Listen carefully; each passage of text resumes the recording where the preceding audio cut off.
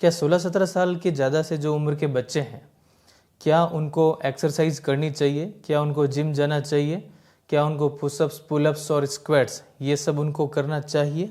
अगर आपके दिमाग में भी कभी ये ख्याल आया, then you are on right channel right now. तो आइए आज इस बारे में बात करते हैं।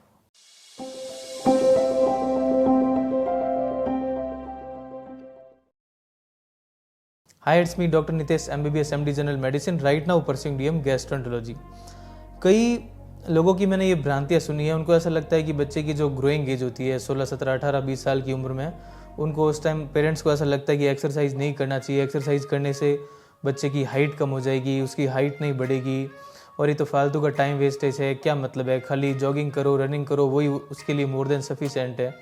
बट देखिए, एक्सरसाइज अगर आप यंग एज से ही अगर स्टार्ट करते हैं तो उसके खूब सारे फ़ायदे होते हैं जो कि आपको बढ़ती उम्र के साथ में आपको बहुत सारे फ़ायदे देते हैं। जैसे कि अगर मैं फीमेल्स में स्टार्ट करता हूँ, अगर गर्ल्स से स्टार्ट करता हूँ, तो अगर फीमेल्स की बात की जाए जो कि 45-50 ईयर से अबोव की होती है, जिनमें मीनोपॉज हो जाता है, जब उनमें पीरियड्स आने बंद हो जाते हैं तो उनमें हार्मोनल डिस्टर्बेंसेज की वजह से उनमें ऑस्टियोपोरोसिस के चांसेस काफ़ी ज़्यादा होते हैं। उनकी ऑस्टियोपोरोसिस का मतलब होता है हड्डियाँ कमज़ोर होना, मतलब हड्डियों में मिनरल्स का जो अमाउंट है वो कम होना। इसीलिए आपने देखा होगा कि मतलब फीमेल्स में और ओल्ड एज में स्पेशली, उनमें जैसे ही गिरते हैं, कई बार हल्का सा गिरे नहीं, हल्का सा हाथ ऐसे गिरते ही जोर आया नहीं कि उनमें फ्रैक्चर हो जाता है। जैसे कलाई में फ्रैक्चर हो गया, हल्का सा गिरे तो कमर की हड्डी में फ्रैक्चर हो गया, तो ये ऑस्टियोपोरोटिक फ्रैक्चर कहते हैं और ओल्ड एज में ये काफ़ी ज़्यादा होते हैं।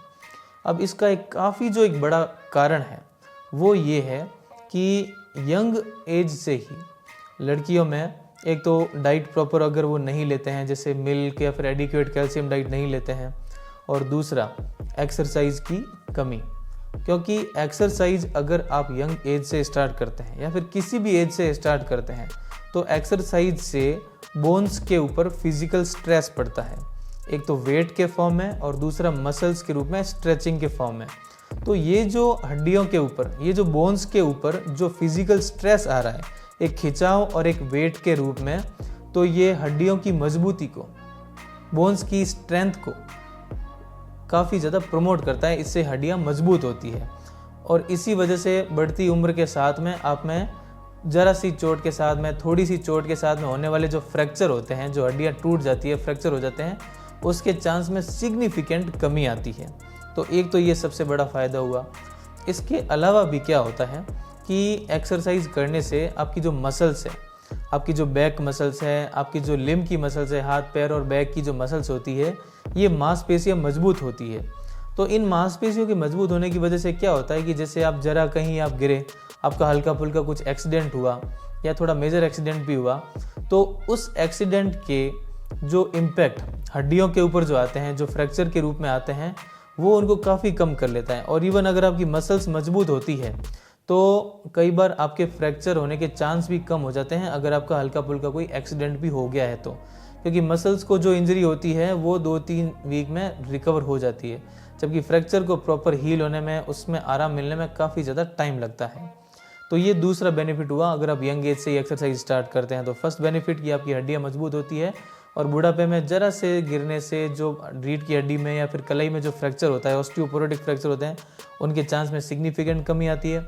दूसरा बेनिफिट, अगर आपका हल्का फुल्का एक्सीडेंट होता है तो उससे मसल्स काफ़ी एक अच्छे कसन्स के रूप में काम करके हड्डियों के फ्रैक्चर को उससे बचा सकती है। तीसरा, फिजिकल एक्टिविटी एक्सरसाइज से क्या होता है कि आपकी जो लार्ज मसल्स होती है, जो बड़ी मांसपेशियाँ होती है, जैसे थाइज़ की है, आपकी जो काफ मसल्स है, आपकी जो लिम्ब की मसल्स है, इनकी पंपिंग की वजह से आपके बॉडी में एंडोर्फिन केमिकल रिलीज होता है। ये एंडोर्फिन केमिकल क्या करता है, अपने दिमाग में अच्छे न्यूरोट्रांसमीटर को बनाए रखता है, आपका मूड अच्छा रखता है, आपको डिप्रेशन में जाने से बचाता है। तो जो छोटे मोटे या फिर कई बार जो मेजर जो डिप्रेसिव एपिसोड्स या कुछ ऐसे स्ट्रेसेस, जो मेंटल स्ट्रेसेस आपकी लाइफ में आते हैं, उनसे आपको लड़ने में काफ़ी ज़्यादा ये मदद करता है। तो ये काफ़ी बड़ा एक इसका फ़ायदा है।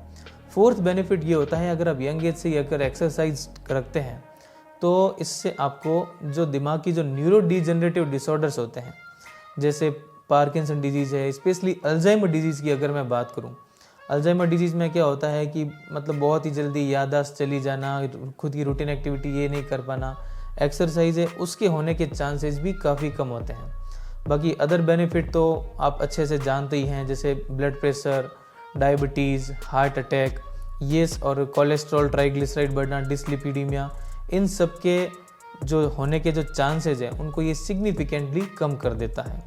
सो खाली रनिंग और जॉगिंग करने की बजाय आप रनिंग और जॉगिंग तो करें ही, उसके साथ में आप एक्सरसाइज ज़रूर करें। उसमें जिम जाना ज़रूरी नहीं है, आप घर पे ही पुशअप्स है, पुलअप्स है, स्क्वाट्स है, ये चीज़ें आप घर पे ही कर सकते हैं। क्योंकि रनिंग और जॉगिंग का बेनिफिट थोड़ा ये होगा, कार्डियो की तरफ होगा, बट इनसे बोन्स पे जो स्ट्रेस है वो बढ़ेगा, बोन्स मजबूत होगी और जो फ्रैक्चर होने के चांसेस हैं, चाहे भले माइनर एक्सीडेंट्स के रूप में हो या थोड़ा बहुत गिरने की वजह से हो, और डिप्रेशन में जाने से आपको बचाता है, और कुछ अल्जाइमर डिजीज़ के होने के चांसेस को भी ये कम करता है। बाकी ब्लड प्रेशर, हार्ट अटैक और शुगर की जो होने के चांसेस इसको कम करता है, ये तो सब अच्छी तरह से वाकिफ़ रहते ही हैं। सो बच्चों को उनकी 16-17 साल की उम्र के बाद से ही एक्सरसाइज ज़रूर करनी चाहिए। जिम जाना ज़रूरी नहीं है, जॉगिंग करें, रनिंग करें, स्पोर्ट्स एक्टिविटी कोई डेली लाइफ में रखें ही रखें, और साथ में हल्का फुल्का आपको एक्सरसाइज ज़रूर करनी चाहिए, बिकॉज इसके लॉन्ग टर्म बहुत ही अच्छे फ़ायदे होते हैं। और फीमेल्स को तो स्पेशली ज़रूर करने चाहिए, क्योंकि इंडिया में वैसे भी ओबेसिटी आजकल एक एपिडेमिक की तरह हो गई। ओबेसिटी बहुत बढ़ती जा रही है, मोटापा बच्चों में भी और बड़ों में भी बहुत बढ़ता हुआ जा रहा है। तो इसलिए अगर आप बच्चों में स्टार्टिंग से ही अगर हैबिट रखवाएंगे, जैसे बचपन से ही उनको, आप ये मत सोचें कि आधा एक घंटा अगर ये रोज़ खेल रहा है तो इसका टाइम वेस्टेज है, नहीं। अगर वो प्रॉपर एक स्पोर्ट्स एक्टिविटी रखता है, फिजिकल एक्टिविटी रखता है, तो इससे उनका मेंटल आउटपुट भी, उनका स्कूल परफॉर्मेंस भी, उनका मेंटल आउटपुट भी जो है वो काफ़ी ज़्यादा इम्प्रूव हो जाता है। तो इसको आप टाइम वेस्टेज ना मानते हुए इसको एक लॉन्ग टर्म खुद की बॉडी के लिए ही एक आप अच्छा इन्वेस्टमेंट की तरह आप इसको कंसिडर करें और इस चीज़ को प्रमोट करें। सो अगर आपको इससे रिलेटेड कोई डाउट है तो आप मुझे कमेंट्स में बताइए, फिर मैं फर्दर उनको क्लैरिफाई करने की कोशिश करूँगा। और अगर आपको ये वीडियो अच्छा लगा तो इसको आप लाइक कीजिए, शेयर कीजिए, सब्सक्राइब कीजिए। Thank you.